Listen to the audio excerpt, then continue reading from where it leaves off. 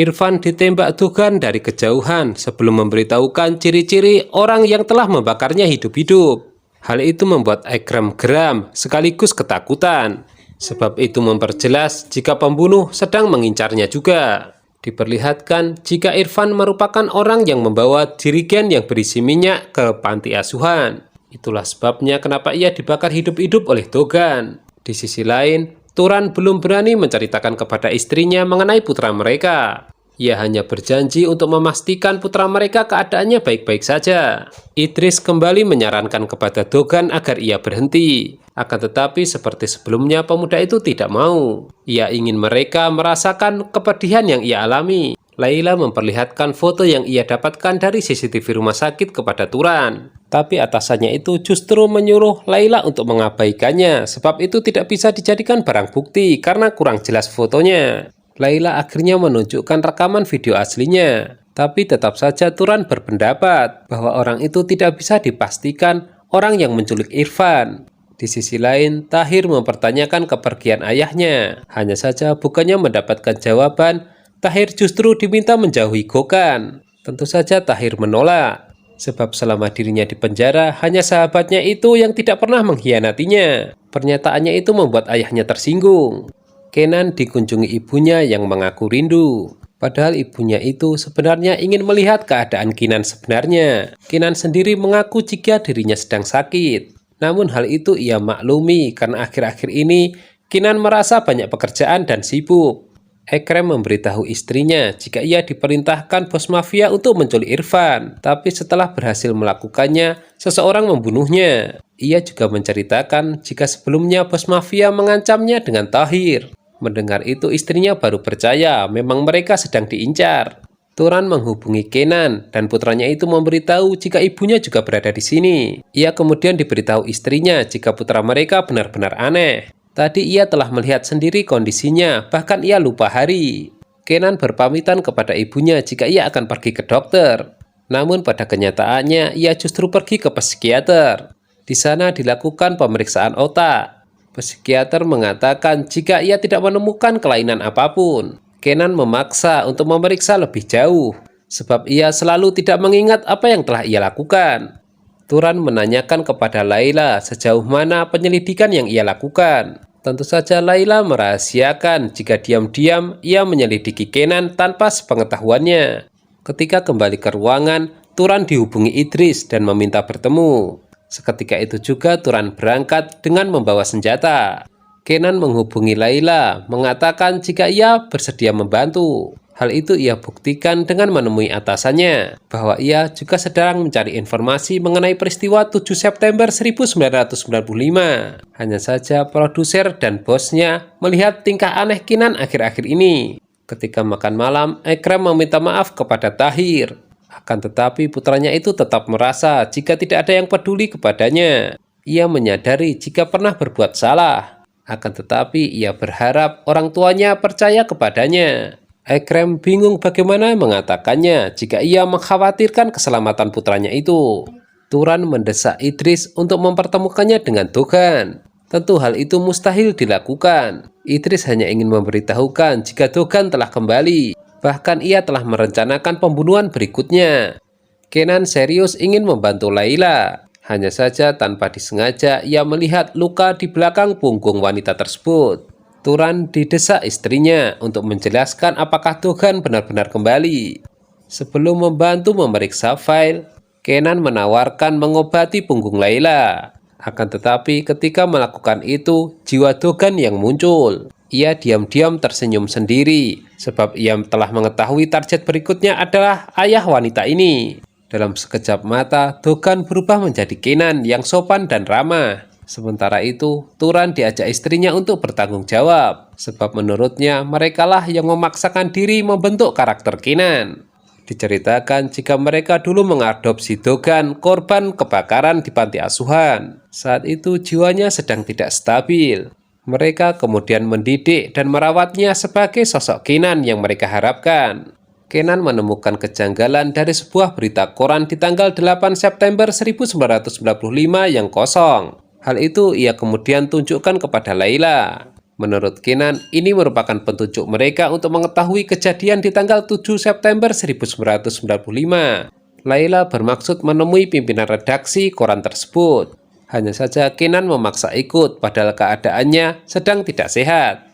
Di Al-Tinteb, mereka bertemu dengan mantan pimpinan redaksi yang bernama Ahmed.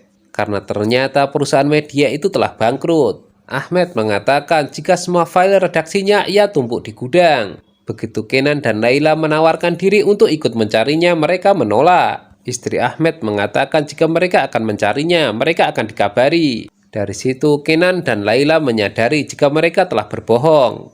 Mereka terpaksa mencari penginapan untuk menunggu kabar dari Ahmed dan istrinya.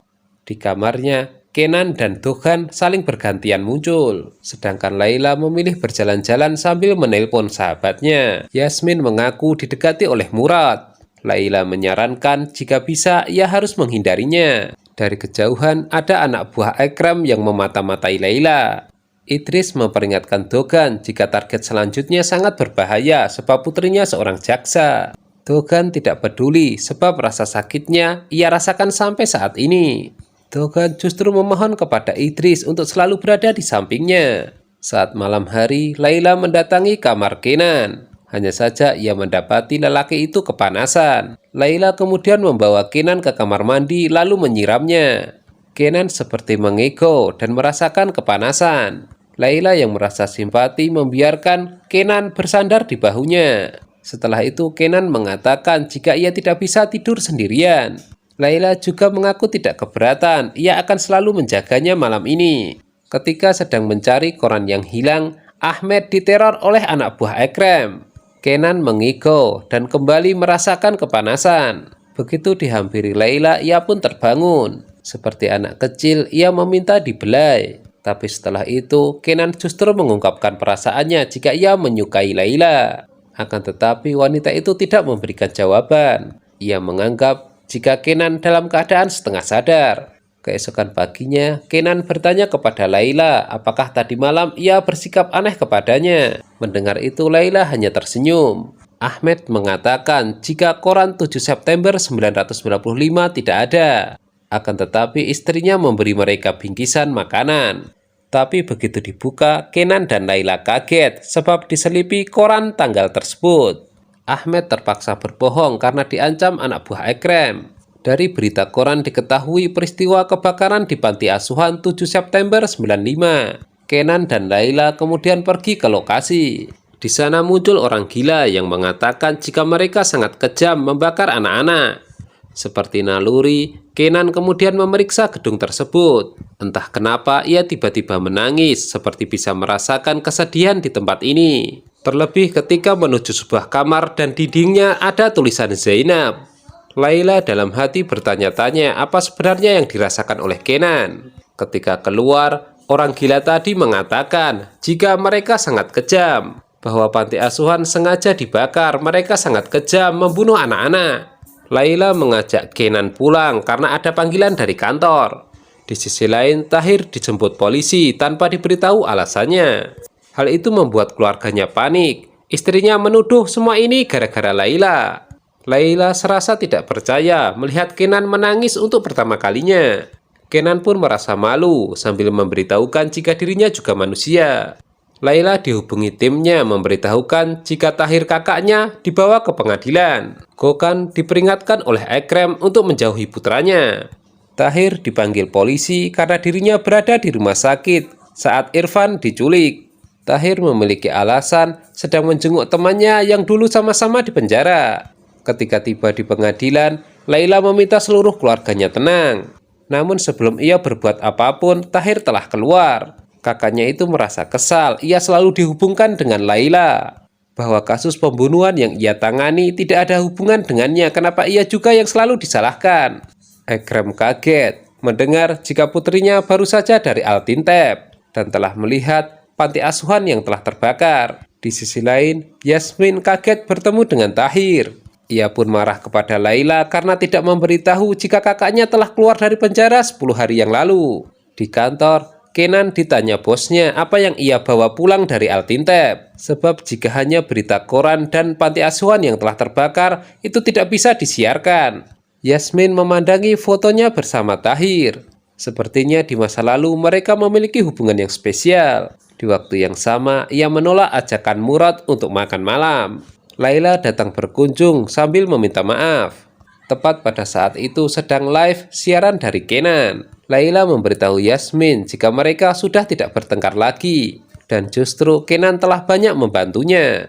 Yasmin senang mendengarnya sebab dari awal ia setuju mereka adalah pasangan yang serasi. Turan didesak istrinya untuk segera berbuat sesuatu sebelum terjadi apa-apa dengan putra mereka. Turan mengaku jika sudah berbuat segalanya. Istrinya itu juga menyarankan untuk menceritakan yang sebenarnya kepada Kenan, tapi Turan menolak. Di sisi lain, Idris memperingatkan Tuhan jika langkahnya semakin sulit. Ia butuh kehati-hatian karena polisi telah disebar. Malam itu hingga pagi hari, Tuhan standby di depan rumah Ekrem. Begitu ayah Laila itu keluar, Tuhan membututinya. Di tengah perjalanan, Tuhan berhasil membius Ekrem, lalu mengikat dan memasukkannya ke dalam bagasi mobilnya. Tuhan sendiri masih bingung apa yang harus ia lakukan pada sandranya ini. Di waktu yang sama, Laila dihubungi Ahmed yang mengatakan jika ia sengaja pergi ke Istanbul untuk menceritakan semuanya. Laila kemudian mengabarkan ini kepada Kenan. Hingga kemudian terjadi kesepakatan jika Kenan akan menjemput Laila. Di dalam mobil, Laila berbicara seperti biasa dengan Kenan, tanpa ia menyadari jika ayahnya berada di bagasi mobil. Nah, gimana? Apakah kalian bisa menebak apa yang akan terjadi selanjutnya? Jika ada yang tahu, silahkan tulis di kolom komentar. Terima kasih sudah menonton.